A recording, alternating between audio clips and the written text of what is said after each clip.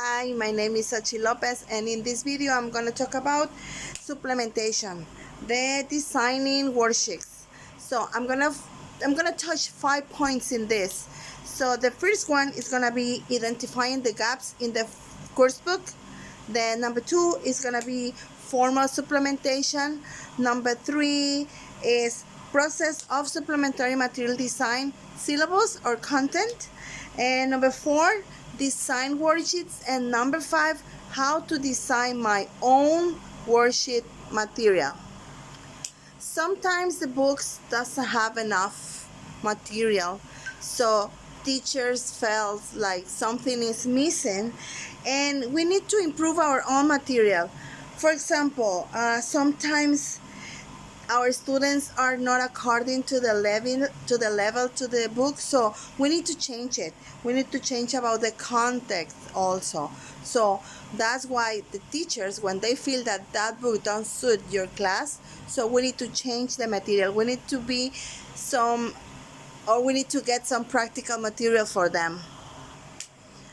Point number 1, identifying the gaps in the course book. Sometimes we have a course book and the speaking or the writing or the reading looks good, but then you find out that is too high for our students, or doesn't have a grammar explanation, or the vocabulary is not there, or something is missing. So we need to identify those gaps, the things that the book needs or the things that the book doesn't have for our student needs.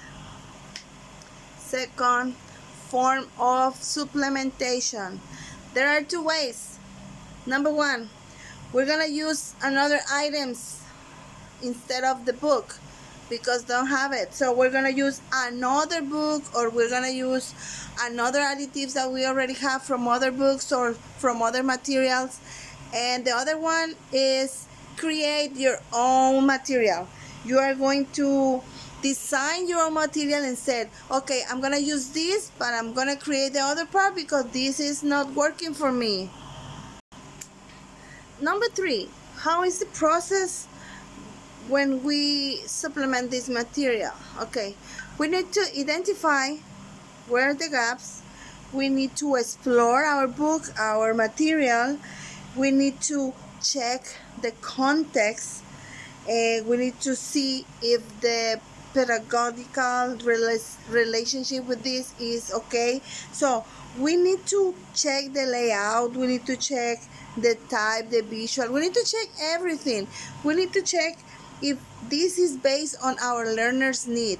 So this is the principal factor when you are going to design a new material for your students. Number 4, design our worksheets. Why? Well, there is a lot of purpose for this. We create a worksheet because number 1 is going to provide an additional practice. Second, is going to facilitate the activity, and because it's going to raise the awareness of our students about the language. We create our own material because it's gonna be easier for our students. It's gonna be easier for us too because they know how we work. We know how we interact between us. So it's easier design your own material because you know your student. If you don't know it, you know you know what you have to do. You need to do an assessment or analysis assessment. And number 5 is how to design my own material. Well, we need to be objective. We need to be focused on what we want. We need to realize what is our context. We need to have very clear what is knowledge and what is skills.